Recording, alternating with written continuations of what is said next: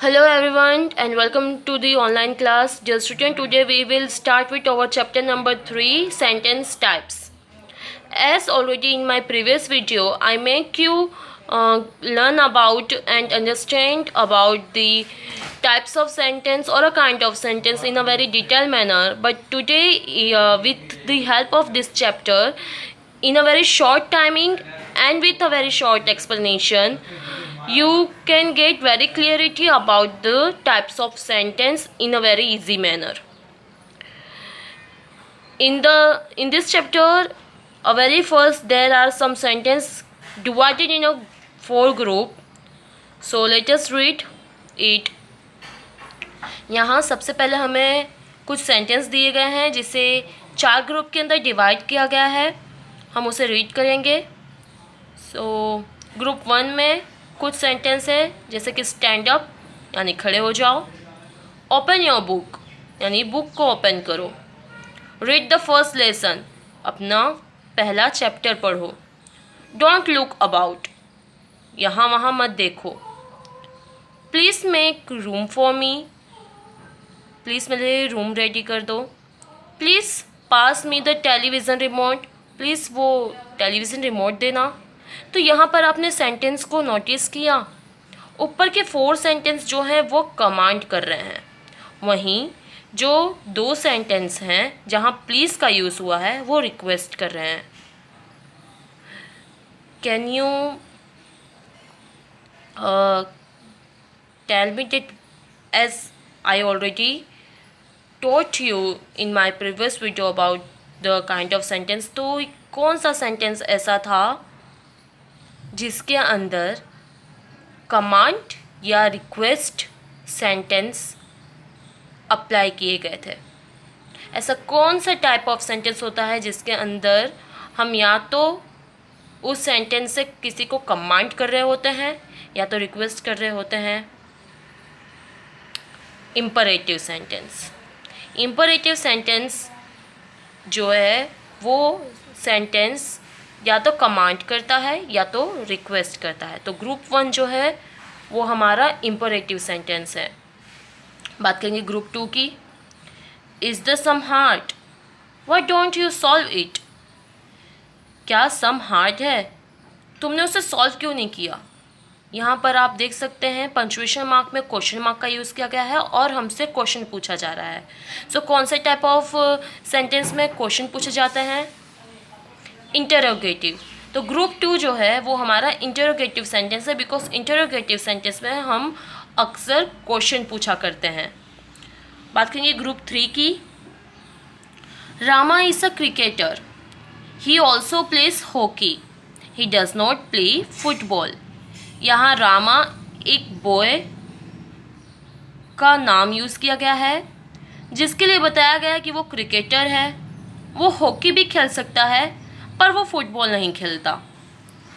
सो एक noun it means Rama का use करके यहाँ पर उसके लिए कुछ डिक्लेयर किया गया है, एक उसके लिए कुछ स्टेटमेंट दी गई है. क्या स्टेटमेंट है? कि वो क्रिकेटर है, वो हॉकी भी खेलता है बट वो फुटबॉल नहीं खेलता. सो ग्रुप 3 जो है वो सेंटेंस हमें स्टेटमेंट प्रोवाइड कर रहा है रामा के लिए.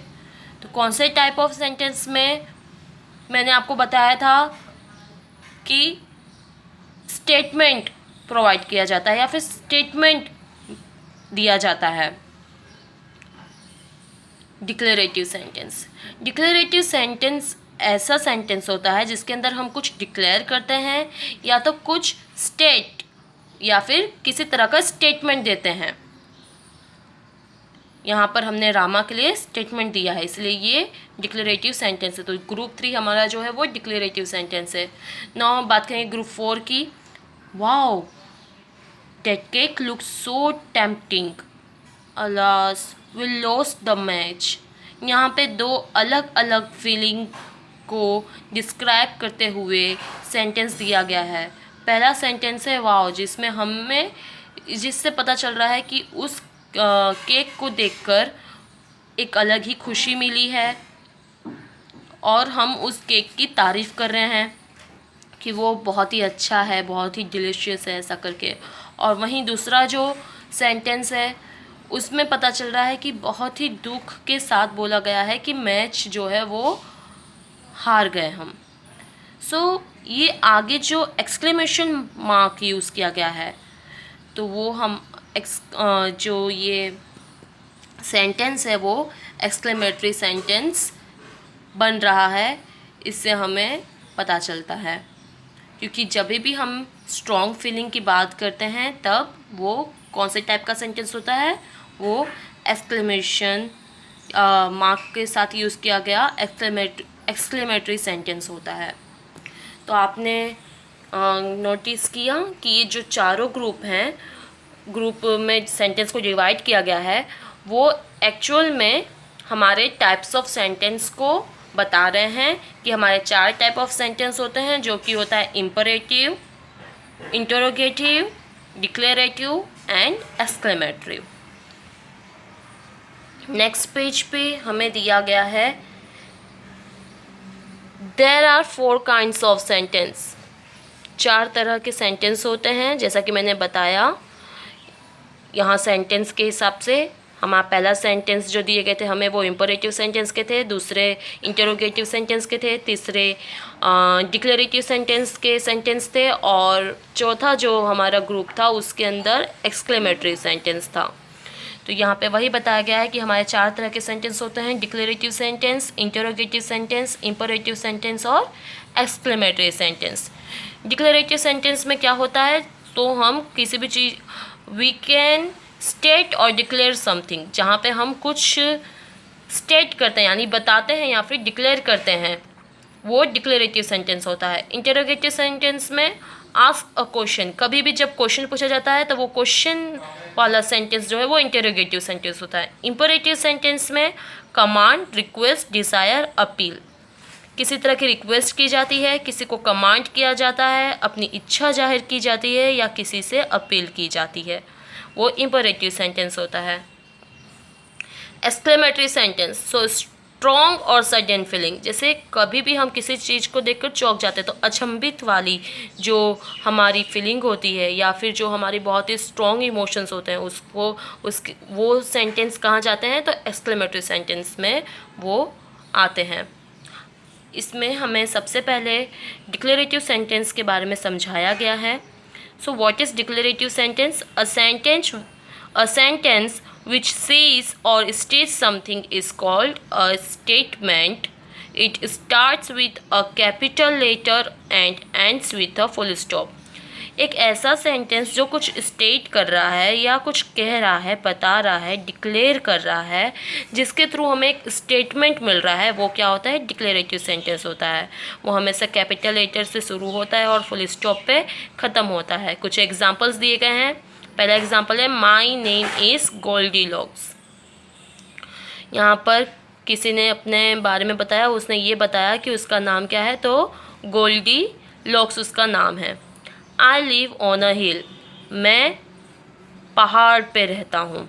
Abdul is working hard, Abdul बहुत ही ज़्यादा हार्ड वर्क करता है। तो ये तीनों में जो है एक तरह का स्टेटमेंट प्रोवाइड किया गया, इसलिए ये डिक्लेरेटिव सेंटेंस है। अब डिक्लेरेटिव सेंटेंस को हम असरेटिव सेंटेंस के नाम से भी जानते हैं, जिसका मतलब होता है असरेटिव मतलब पॉजिटिव, और नेगेटिव सेंटेंस भी होते हैं डिक्लेरेटिव सेंटेंस में, क्योंकि हम हर बार हर एक चीज़ को पॉजिटिव सेंटेंस में ही या फिर सिंपल सेंटेंस में डिक्लेयर करें जरूरी नहीं होता। कुछ चीज़ें हम नेगेटिव सेंटेंस में भी डिक्लेयर करते हैं। तो नेगेटिव सेंटेंस क्या होता है?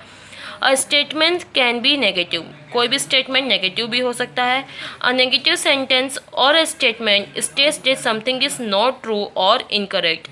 नेगेटिव सेंटेंस जो होते हैं वो हमेशा एक स्टेटमेंट को ये दर्शाते हैं कि वो स्टेटमेंट अगर सही नहीं है तो हम उसे नेगेटिव सेंटेंस के थ्रू डिक्लेयर करते हैं। A negative sentence is created by adding the word not. किसी भी सेंटेंस में अगर नॉट का एडिशन कर दिया जाए, ये नॉट वर्ड को यूज़ कर लिया जाए, तो वो सेंटेंस हमारा नेगेटिव सेंटेंस बन जाता है। Example, David is not a happy person. अगर यहाँ नॉट नहीं लगा होता और सिर्फ David is a happy person हम बोलते तो क्या होता? हमें लगता डेविड बहुत ही हैप्पी पर्सन है, बट नॉट लगने से हमें क्या क्लैरिफाई हो रहा है कि डेविड जो है वो हैप्पी पर्सन नहीं है, वो खुश रहने वाला इंसान नहीं है। I will not go to school today, मैं आज स्कूल नहीं जाऊँगा। सो यहाँ पर क्लियर हुआ कि नेगेटिव सेंटेंस क्या होता है और कैसे बनता है। डिक्लेरेटिव सेंटेंस इसीलिए असर्टिव और नेगेटिव दो पार्ट में डिवाइड होते हैं। हम बात यहाँ पर और भी ज़्यादा क्लियरली समझेंगे कि कैसे असर्टिव सेंटेंस को हम नेगेटिव सेंटेंस के अंदर कन्वर्ट या फिर चेंज कर सकते हैं। I am busy, I am not busy, जो असर्टिव सेंटेंस था आई एम बिजी, जहाँ हमें पता चलता कि मैं बहुत बिजी हूँ, वहीं नेगेटिव में क्या हो गया, आई एम नॉट बिजी, मैं बिजी नहीं हूँ।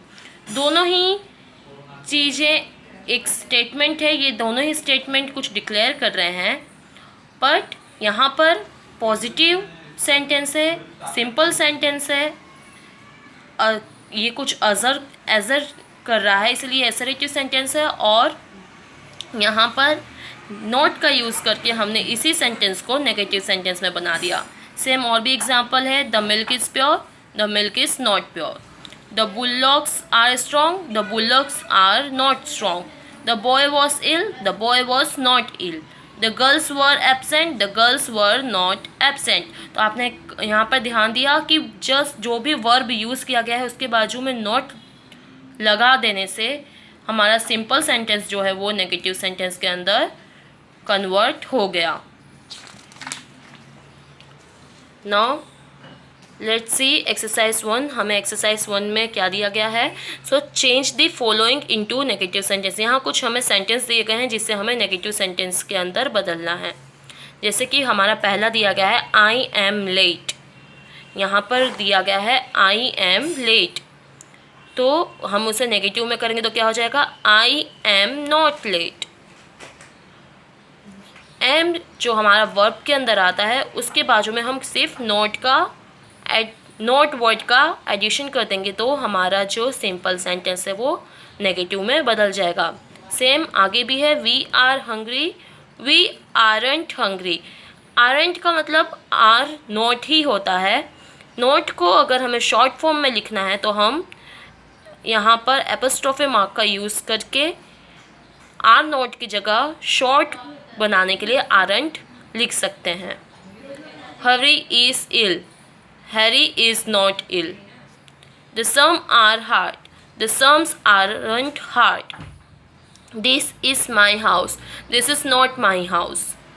These cherries are sweet. These cherries are not sweet. So यहाँ पे आप नोटिस कर रहे हैं कि जितने सिंपल सेंटेंस दिए गए हैं उन सभी सिंपल सेंटेंस के अंदर जो वर्ब दिया गया है उसके बाजू में मैं सिर्फ नॉट का यूज़ करके इस सिंपल सेंटेंस को नेगेटिव सेंटेंस के अंदर चेंज या फिर कन्वर्ट कर दे रही हूँ। आपको भी इसी तरीके से ये एक्सरसाइज करनी है। नाउ हम आगे बढ़ते हैं। Compare the following sentence. हमें दो सेंटेंस दिए गए हैं जिसे हमें कंपेयर करना है। यहाँ पे क्या दिया गया है, we have a holiday today, we have no holiday today. यहाँ पे भी असर्टिव और नेगेटिव के ही सेंटेंस दिए गए हैं। We has a watch, sorry, he has a watch, he has no watch. I have some money in my pocket, I have no money in my pocket. इसमें बताया गया है कि सिर्फ नॉट ही यूज़ करना जरूरी नहीं है, नो का भी यूज़ करके हम सेंटेंस को नेगेटिव बना सकते हैं। अब नेगेटिव सेंटेंस क्या होता है आपको क्लियर हुआ, जब हम कुछ ऐसा डिक्लेयर कर रहे हैं जिसमें हम ना का यूज़ कर रहे हैं, लाइक नो और नॉट हम ऐड कर देते हैं तो वो सिंपल सेंटेंस क्या बन जाता है, नेगेटिव सेंटेंस। अगेन असर्टिव और नेगेटिव सेंटेंस को ही कंपेयर करने को बोला गया है, जहाँ पे दिया गया है we shall wait for you, we shall not wait for you. He can swim, he can not swim. The sepoy may go, the sepoy may not go. You must do it, you must not do it. So यहाँ पर हर एक जो हमारे verb हैं, चाहे वो auxiliary verbs हों या V1 V2 किसी भी तरह के वर्ब हैं, तो वो वर्ब के पीछे हमने क्या किया है, नॉट का यूज़ कर लिया है। एक्सरसाइज 2 की बात करेंगे। यहाँ पे दिया गया है change the following into negative sentence. यहाँ पे भी हमें जो सिंपल सेंटेंस दिया गया है या फिर कहा जाए असर्टिव सेंटेंस दिया गया है उससे नेगेटिव सेंटेंस बनाना है।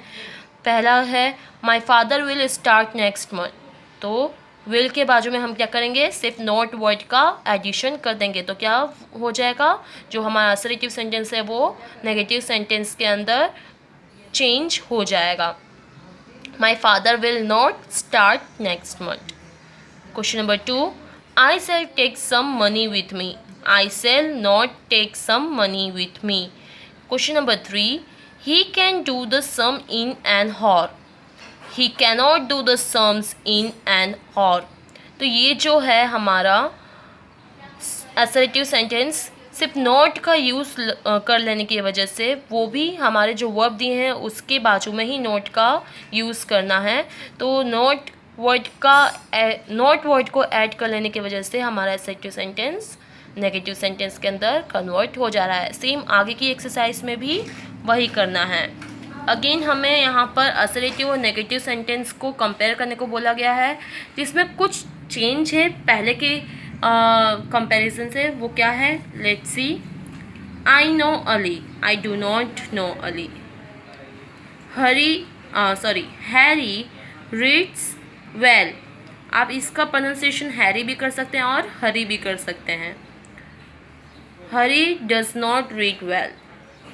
तो यहाँ पे ध्यान दिया आपने, डू और डज का यूज़ किया गया है।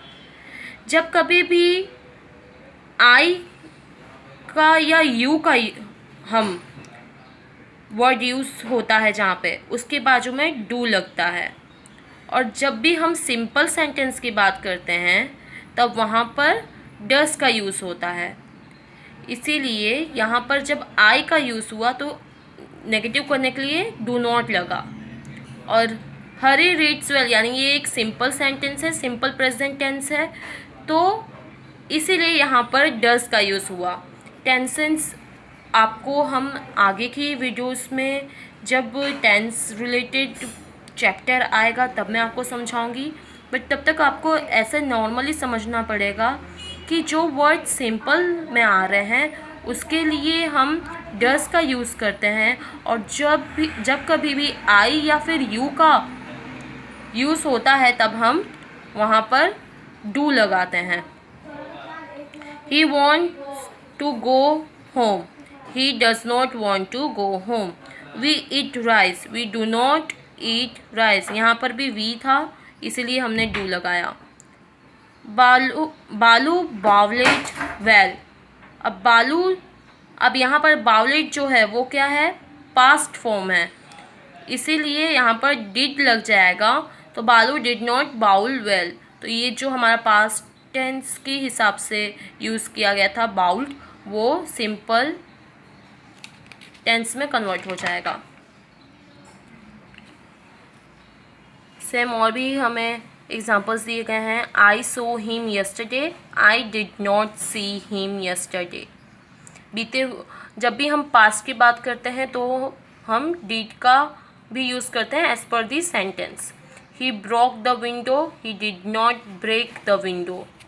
The horse ran away, the horse did not run away. ना एक्सरसाइज 3 की बात करेंगे। Change the following into negative sentence. यहाँ पर भी हमें असर्टिव सेंटेंस दिए गए हैं जिसे हमें नेगेटिव सेंटेंस में बदलना है, बट यहाँ पर डू, डीड या डस का यूज़ करके हमें जो हमारे सेंटेंस दिए गए हैं उसे नेगेटिव सेंटेंस के अंदर कन्वर्ट करना है। सो यहाँ the bird sing sweetly, the bird does not sing sweetly. यहाँ से जो एस है वो हट जाता है।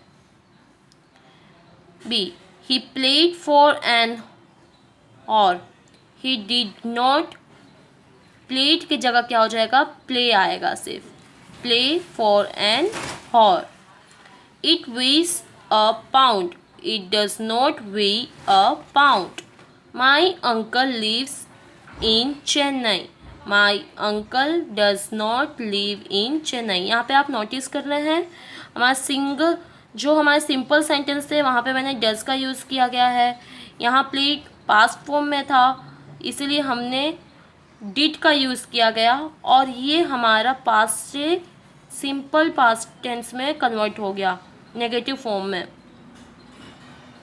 आगे भी चीज़ें वही हैं, बस हमें ध्यान रखना है कि हमें सेंटेंस के हिसाब से डू, डस, डिड इन वर्ड का यूज़ करना है। You look tired, you do not look tired.